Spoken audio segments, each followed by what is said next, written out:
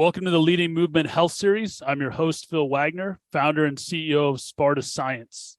I'm excited. We have Scott Gregerson. Scott's got over 2 decades of experience as a healthcare executive, at massively large organizations and really at scale. His longest role was president, CEO within the Stanford healthcare system for almost 7 years. And now he's the chief growth officer at ATI. And ATI is one of the largest physical therapy groups in the country. Over 900 locations, 25 states. And what's exciting to me about this episode is a lot of times leadership is so much about how do you adapt to change. And healthcare has probably changed more in the last 3 years than it has in the last 30 because of COVID. COVID's really forced and created this crisis and forced healthcare to change a lot faster than maybe the ecosystem wanted to. And one of my favorite quotes or concepts is, when written in Chinese, crisis is composed of 2 characters. One character represents danger, the second represents opportunity. And so what excites me about Scott and what I admire is, if you've seen some of these political shows and talks, Scott's a fixer, and a lot of times you bring him in and he's a turnaround coach too in sports. When the team's struggling, you bring in this coach who's going to help rally the organization for growth, for change. And so I'm really excited to have Scott today. So Scott, welcome. No, thank you very much, Phil. I'm excited to be here. So Scott, why PT? Why is physical therapy, and why is it so important, do you see, as kind of this future or this ecosystem within health? So just in my last couple decades within healthcare, it's a fascinating space. And again, I think one of my greatest challenges for healthcare, as I see it, is we tend to intervene too late. So I'm a huge fan of the right care, right place, right time. I think there's cost savings for society generally, but far more importantly, there's greater impact for the patient. And anything you can spare that patient within the medical industrial complex, I want to spare. So I want us shifting from kind of this inpatient mentality, I think that's been derived from the hospital systems, which still to this day control a lot of the healthcare space and spend, and start moving it outside of those 4 walls. Now, most of the systems, and by far all of the progressive systems, are on that journey. And I think physical therapy has a key role in that. And that is essentially moving to a more conservative modality and treatment, program, and seeing if we can serve those patients, without an invasive surgery, without, long-term pain. And, I would say in the MSK space, which, by the way, so the musculoskeletal space, anything orthopedic, there is a lot of expectation for people these days to stay active much, much longer in their lives. And I think physical therapy has a key role to play in that. And so it's an exciting space to be in. I really believe in the service that we provide the patients. And I think for patients that do become surgical candidates longer term, they'll want to know that they've gone through and exhausted all of the more conservative options, and we're definitely one of those. And so it's a great opportunity to serve in a unique way. And I think, as people age, we're going to be even a more important part of the healthcare ecosystem. Yeah. You mentioned movement right within that of how important that is to continue moving throughout, your life. And I think physical therapy truly can be on the front lines of a lot of these problems. And as the rest of the larger healthcare, the inpatient starts to move towards value-based care, right? PT can be one of the key linchpins for that, I think. Yeah, the more progressive systems and even orthopedic groups that we see are actually forcing a certain number of physical therapy visits even before surgery. And so even if they are a true surgical candidate, they want to get somebody connected with a physical therapist and a clinician that's going to be serving them post-operatively. And so it's a very interesting cycle. And actually, some of these patients that we see that are presumptive surgical candidates end up resolving through our treatment. And the great ortho groups and the great hospital systems, they love that because, listen, there's plenty of work to do, but we want to make sure that the patient is best served. So it's been a really exciting time. And there's especially within these ACOs, that many of which are fledgling, but once they get very interested in serving the patient in the most efficient and effective way, we're coming to the fore, which is fantastic. Yeah, you mentioned orthopedic groups and large healthcare systems. A big part of your experience has been getting everybody to get along in the sandbox, right? There's a lot of different parties with sometimes competing, priorities or KPIs, right? So no question. How do you get the payers or providers, or at least try to help, get some more synergies with all these groups, that are working within the healthcare system? Yeah, I mean, I think you have to find the common cause, which for these groups, at least in my experience, is always the patient. So in the end, everyone has their own piece of this puzzle, but in the reality, we're all trying to best serve the patient. And so the people who have gone into this profession, this very noble thing, in the end, we're trying to make the lives better for the people who seek our care. And so that's always the common denominator we try to start with, and then reverse engineer the best interest of that person. And I found great alignment within healthcare around that, common theme. So again, you just distill it all the way down, and hey, how can we best serve the next person who walks through the door, and can we do that together? And it's funny, people become far less competitive and they tend to swim together in that interest. And are there certain areas where that's been more challenging, certain conditions or populations where that becomes more challenging to get everybody aligned around those, or even certain areas where they weren't aligned and there were things that you did to really kind of shift that mindset?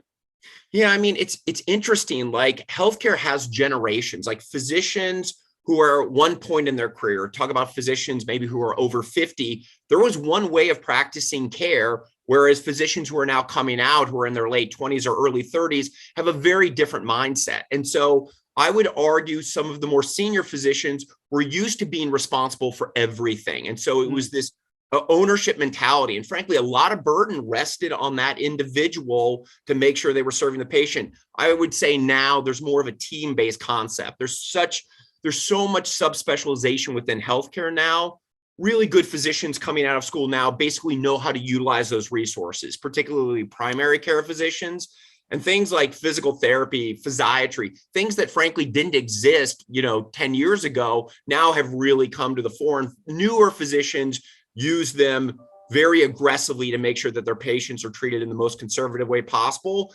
For the rest of the physicians, it's more of an education effort to know that we can support their practice and the patients that they're responsible for. Yeah, so it's fascinating. Like if you've met one physician, you've met one physician, and so that's the challenge. You've got to find a way to connect with them and help them understand how you can serve the people that they're responsible for, and they take that responsibility very seriously. So you want to make sure that you're building confidence within them and their practice.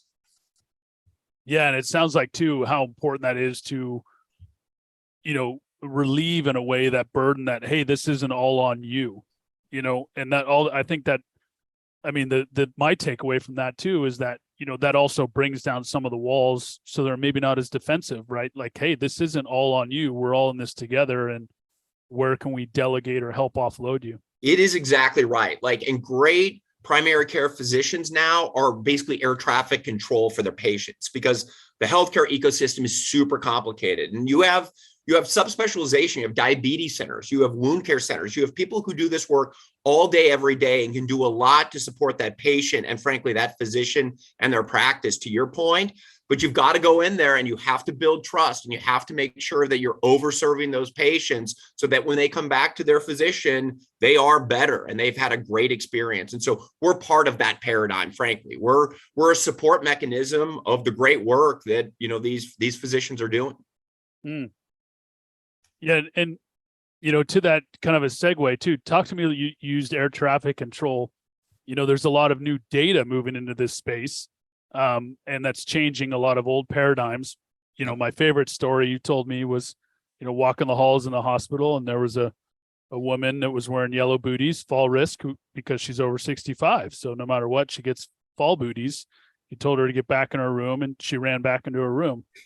So, talk a little bit about how you see kind of data starting to change the way we classify risk or help, patients get better. Yeah, I mean, I think on the front end, on a couple fronts, to your point, there's finite resources. Like I can't have a nurse sitting outside of every room to watch those patients. Like the more you can clearly identify somebody who is a legitimate risk to themselves and their, care progression, then you can put more limited resources there. And again, it makes for a more efficient system, frankly, for all of us. The other side of data, though, is coming back to these physicians or coming back to these systems and saying, here is what we would normally expect to see. And through our work, here is what we were able to achieve. And particularly for some of those more senior physicians, they're very data driven. And so it's a very compelling discussion to go in and kind of conceptualize to them what, say, physical therapy can bring to their patients is one thing, to walk in with a bunch of data to actually demonstrate the impact that we've had on the lives of the people they've sent. It's a changer for sure. That's when you actually get buy-in, because again, they tend to be pretty cynical with their patients, as they should be. They're protective of this group of people. So you have to go in and prove to them the value that you bring. And data is obviously essential for that now that we have more of it. Yeah. So in a way, using it to validate, any change or proposed change that you're making. 100%. Yeah. You don't want to sell them on the esoteric. You want to prove they are actually improving the lives of their patients. And once they see that, they will buy in. They're there for the patient. That's great. So what are some other kind of future health initiatives or changes you see that either you're working on or you see as a whole on the horizon? One of the things we're really focused on is having physical therapy be, basically primary care for MSK patients, much the way a diabetes center is frontline care now for diabetics. Like we want to be somebody who, if, somebody walks into the physician's office with lower back pain, we're immediately handed that patient and we're going to see if we can improve their lives and their function and their pain. And if we can't, of course, there's going to be other alternatives in the system. And sometimes there simply aren't. And a more invasive option is all that's left. But 85% of the time, we're able to get a very good resolution out of the work that we do. And so pulling that care forward and into more conservative treatment, I think is really going to be our work for the next 5 years, which, by the way, is great work. And very, very noble work. It's something I'm excited about. I think it'll have real impact. And by the way, I think you're going to see that all through healthcare. I think you're going to see it moving to more conservative treatment and hopefully earlier in the care progression. So hopefully people will be presenting in a less acute state and we'll be leveraging these resources kind of universally, for patients earlier in their disease progression. But yeah, it's almost, physical therapy is already upstream, but even moving it further upstream in the process, right? Yep. And I know I keep using like diabetes as an example, but diagnosing a diabetic in the ER after a stroke or after some, incident is a terrible thing. And it's very hard to get that patient on the right path. If the physicians can identify these things much, much earlier and get them into a program, many of those acute states and progressions can be prevented. And so it's an example like that. And physical therapy, I think, aligns very well in the same sense. Wound care is the same way. Like if you have a very simple wound, they can do amazing things. But if things have progressed much further, it's much, much more difficult. And I think diabetes is the gold standard, though. It's one of the few massive, pandemics we've seen to start decline. Yes. Right. And a lot of that is, yes. Yeah. And a lot of it is, to your point, the early interventions of actually even labeling people pre-diabetic, right? 100%. And intervening sooner, right? Yes. And a lot of that is like, hey, what used to be a blood draw became a finger prick, and now it's a continuous blood glucose monitor, right? So you're leveraging technology, right? Get further and further ahead of these things. I mean, that's why I've studied it so closely, because I feel like in the last 15 years, the care that we've provided diabetics is vastly improved. And so that's the kind of model I want to follow. And again, it's been improved by early identification and more conservative treatment. And by the way, we're getting real results. And yes, there's a massive cost save, but frankly, there's a quality of life save within our society. And I think both those are very, very important. So yes, it's a model I'm looking at very closely because I think they've had really pretty great success over a period of time. Yeah. And I think the challenge with MSK compared to diabetes is it's a greater problem, but also it's there's not as many singular measurements, right? Like a blood glucose and A1C, right? So it makes the MSK a bigger challenge, but certainly a more pervasive one can have a bigger impact. Yeah, no question. And we do have to find a way to get some data out of it, even though it won't be as exacting as, a blood test. But I think it's important we have some level of standardization so we truly can, identify our impact, frankly, improve our services, and then know when those patients need to be moved to a higher level of care.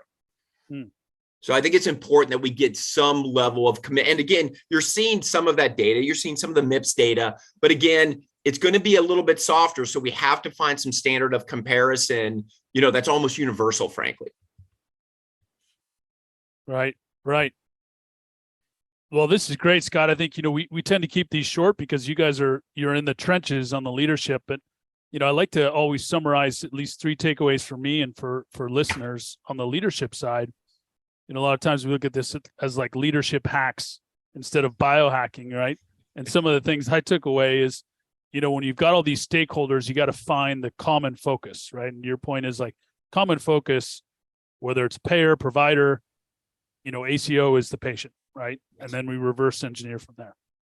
The second thing was, hey, where data and resources, become important is it helps validate, people that are making change, right? And say, hey, I know you made a change, look what it's doing, right? And then they just get bought in on board. And the last one, which I love, and, I've always thought this way, but I've never heard somebody say this, and this wasn't prompted, was you got to find a comparison, where there's something like it that has had success and how they approach that problem. Yeah. And diabetes is probably one of the best examples of a chronic disease that's been holistically addressed and improved, by all these stakeholders coming together using a mix of providers, data, access, education, et cetera. Yeah, no question. And again, the best part about healthcare and the reason I've loved participating is you're never done. We have to be better tomorrow. There's never a spike the football moment. And that terminal improvement drives me constantly. And again, there's almost no better space than physical therapy for that right now, to all the points you mentioned before. So yeah, it's an exciting time. And I think we can have real impact on the people we serve. And I should be so lucky. There's no goal line. No, there is no goal line. You just keep running, which is great. Yeah. Well, thank you, Scott. I really appreciate the time today. No, Phil, I appreciate you inviting me. I'm excited to see all the things that you're involved in. So onward.